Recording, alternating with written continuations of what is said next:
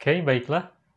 Di pertemuan sebelumnya, kita sudah belajar bagaimana cara menjumlahkan vektor secara grafis. Pada pertemuan itu, kalau misalkan saya punya dua buah vektor, ini vektor A misalkan, kemudian ini vektor B. Kalau saya jumlahkan kedua buah vektor ini, saya gunakan cara jajaran genjang, maka saya tinggal tempelkan saja antara pangkal ini dengan pangkal ini. Ini vektor A, kemudian ini vektor B.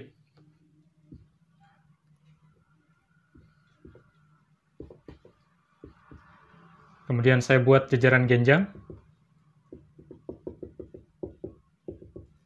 Dan hasil penjumlahan antara vektor A dengan vektor B, ini adalah hasilnya adalah yang ini.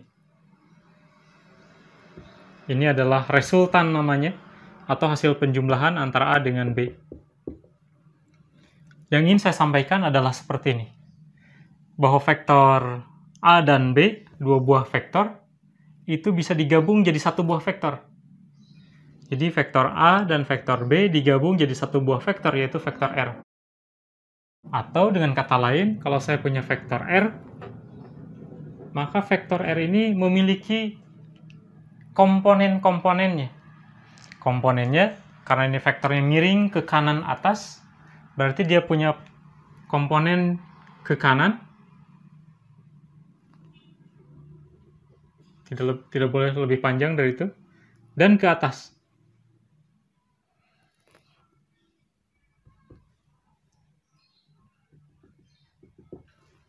Ini karena searah sumbu X, ini saya sebut Rx. Ini karena searah sumbu Y, ini saya sebut Ry. Jadi sekali lagi, kalau saya punya sebuah vektor, itu artinya dia memiliki dua vektor lain. Atau memiliki komponen-komponen vektor. Persis seperti ini. Dua buah vektor. Ini dua buah vektor digabung jadi satu vektor. Atau kalau yang ini satu vektor digabung, diurai menjadi dua vektor. Nah, hasil penguraiannya inilah yang kita sebut dengan komponen vektor.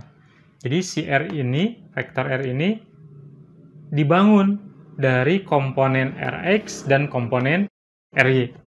Atau R-nya ini merupakan penjumlahan antara Rx dan Ry.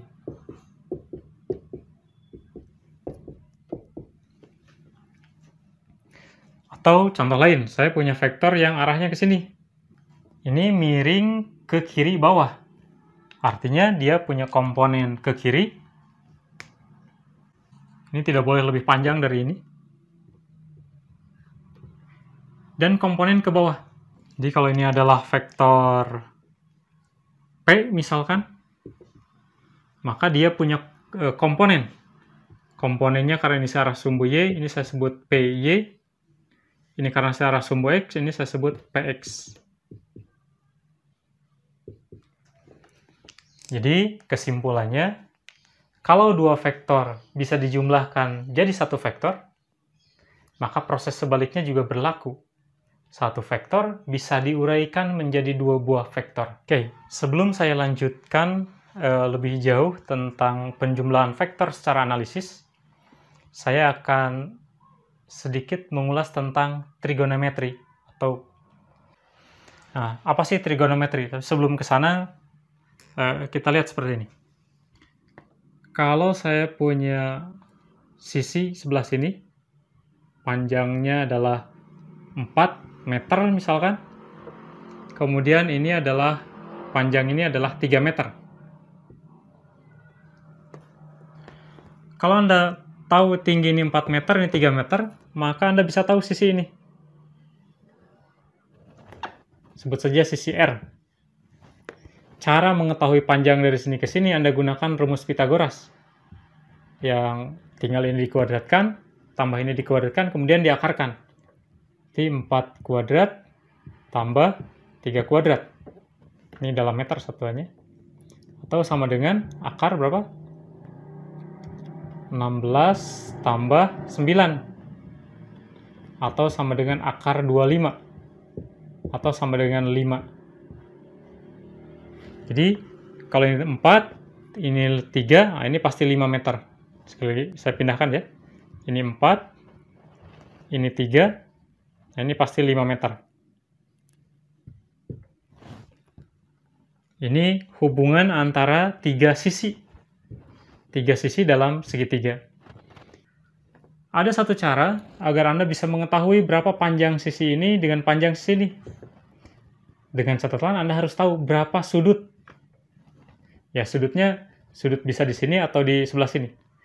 Nah, pengetahuan tentang itu dibahas di trigonometri. Contoh seperti ini. Saya punya segitiga. Panjang ini misalkan A, panjang ini adalah B.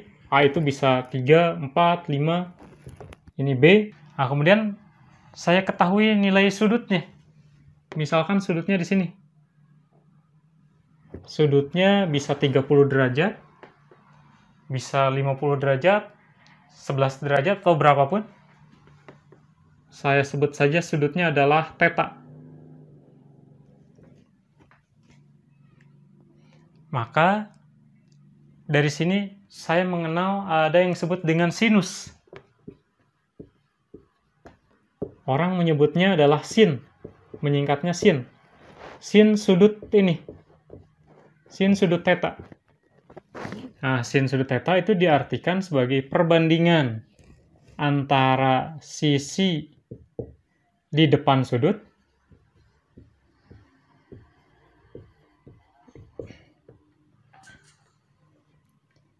dibandingkan dengan sisi miring.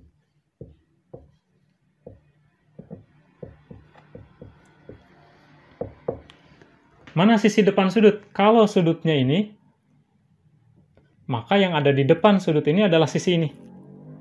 Dalam hal ini adalah sisi A. Kemudian sisi miring. Sisi miring tidak ada lagi. Ini pasti sisi ini. Yaitu adalah C. Kemudian ada hubungan lain yang kita sebut dengan kosinus. Atau saya tulisnya cos theta. Apa itu cos theta? Cos theta itu diartikan sebagai perbandingan antara sisi di samping sudut.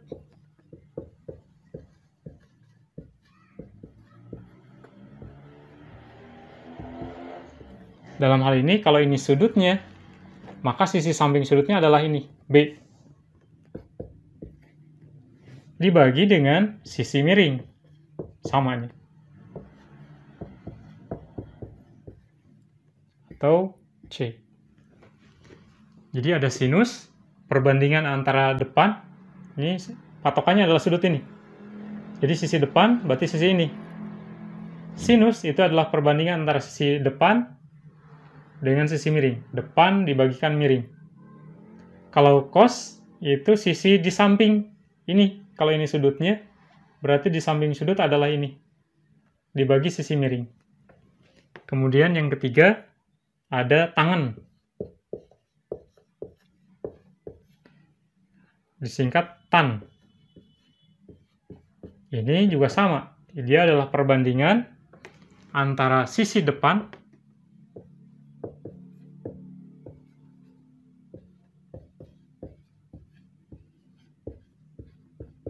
dengan sisi samping.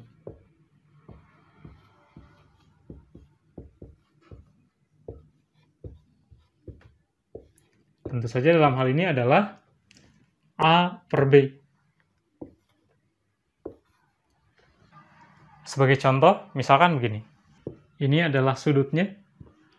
Kemudian ini adalah X, Y, Z. Anda misalkan ditanya sin theta. Sin sudut ini. Sin sudut itu, kalau Anda lihat, sin itu adalah sisi depan. Kalau sudutnya ini, berarti sisi depannya adalah ini, X. Dibagi sisi miring. Tentu saja sisi miring adalah Z. Untuk cos, itu adalah sisi samping. Kalau ini sudutnya, berarti yang di samping adalah ini, Y. Dan sisi miringnya adalah Z. Sedangkan untuk tangen, itu adalah sisi depan. Berarti X dibagi dengan sisi samping, yaitu Y. Nah, ini bisa beda lagi. Jadi Anda jangan terpaku pada X bagi Z, Y bagi Z, X bagi Y. Karena tergantung letak sudutnya. Misal ini saya rubah letak sudutnya.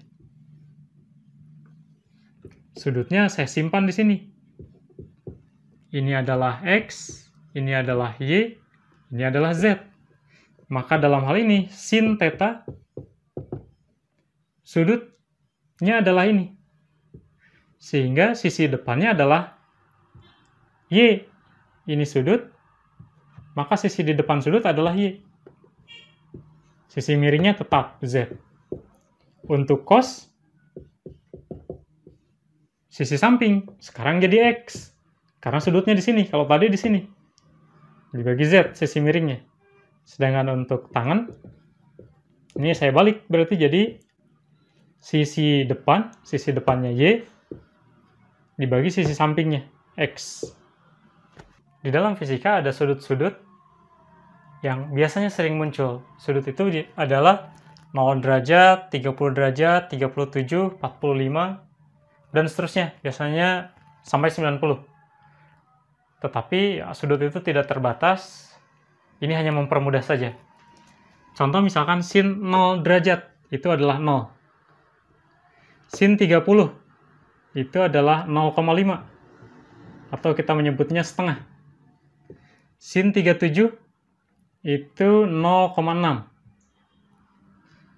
Sin 45, itu 0,7. Sin 53, 0,8. Sin 60, 0,86. Dan sin 90 itu adalah 1. Atau ada juga yang menulisnya sin 45 itu adalah setengah akar 2. Kemudian sin 60 itu adalah setengah akar 3. Kemudian nilai cos. Cos 0 itu dibalik dari sana. Cos 0, 1. Cos 30 itu 0,86 atau setengah akar 3. Cos 37. Cos 37 adalah 0,8. Nah, cos 45 tetap, karena ini ada di tengah, 0,7 atau setengah akar 2, jadi sama. Kemudian cos 53, ini adalah 0,6. Kemudian cos 60, itu adalah 0,5. Dan cos 90, itu adalah 0. Ini sudut-sudut istimewa yang biasanya muncul di soal-soal fisika, sering muncul. Oke, kita aplikasikan pengetahuan kita tentang trigonometri sederhana tadi di contoh soal sebagai berikut. Misalkan saya punya segitiga seperti ini. Bagian yang miring ini 10 cm panjangnya. Bagian yang mendatar saya tidak tahu. Nah, kemudian ini membentuk sudut 30 derajat. Pertanyaannya, ini berapa nih panjang X ini? Kalau kita lihat, sisi ini adalah sisi miring, jelas. Sedangkan sisi ini adalah sisi pengapit sudut. Jadi yang ini adalah pengapit sudut.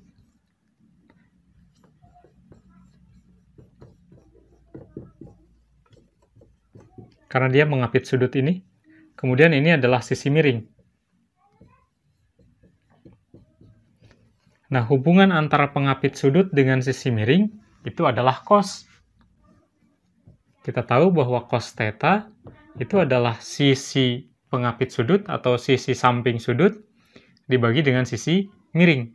Sehingga dalam hal ini adalah X, panjang ini yang kita tidak tahu, dan sisi ini, 10 cm.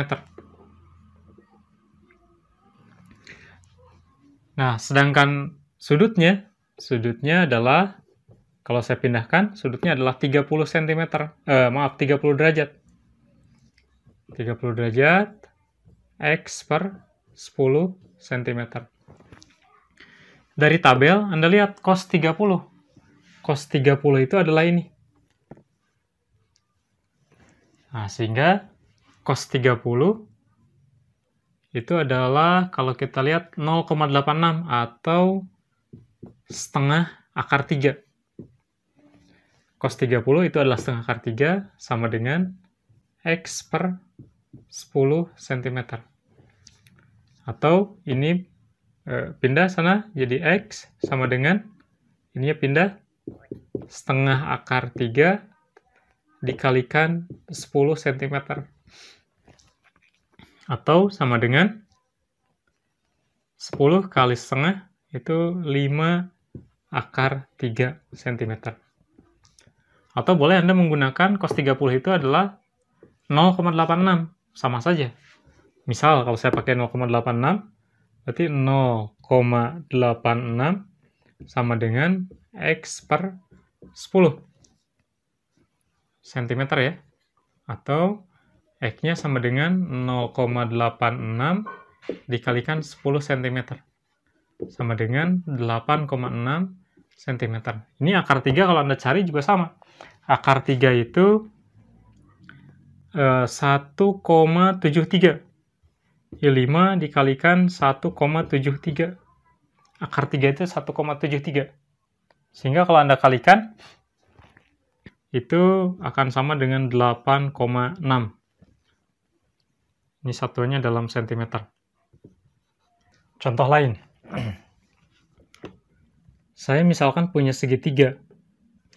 Diketahui sisi ini misalkan 8 cm. Berapa panjang sisi ini? Kalau misalkan saya ketahui sudut yang ininya adalah 30 derajat. Kalau Anda ingin mengetahui berapa panjang sisi ini, kita lihat. Kalau ini sudutnya, maka posisi yang ini itu ada di depan sudut. Ini sudut, ini sisinya. Berarti posisinya ada di depan. Nah, ya. Jadi yang diketahui ini adalah posisi depan sudut. Nah, yang ingin kita ketahui adalah posisi ini. Saya sebut saja posisi P. Berapa panjang P? Nah, P jelas ini adalah sisi miring. Dalam trigonometri, hubungan antara depan dengan sisi miring itu adalah hubungan sinus. Kita tahu bahwa sin theta adalah sisi depan sudut dibagi dengan sisi miring. Sisi depan sudut itu 8 cm. Dibagi dengan sisi miring. Sisi miringnya ini yang akan kita cari, yaitu P. Karena sudutnya 30, maka saya pindahkan. Sin 30 sama dengan 8 cm dibagi P. Sin 30, lihat ke tabel. Sin 30 itu adalah setengah. Berarti setengah sama dengan 8 per P. Ini dalam sentimeter. Berarti P-nya, ini pindah ke sini. P sama dengan 8 per setengah. Atau P-nya sama dengan 16 cm. Contoh lain. Saya bikin segitiga yang sama. Sudutnya yang saya pindahkan sekarang. Sekarang sudutnya tidak di sini, tapi di sini. Saya ambil sudut misalkan 60 derajat, misal. Sudutnya 30 derajat, samalah. Sudutnya 30 derajat. Kemudian ini 8 sama. Dan Anda ingin tahu berapa sepanjang ini.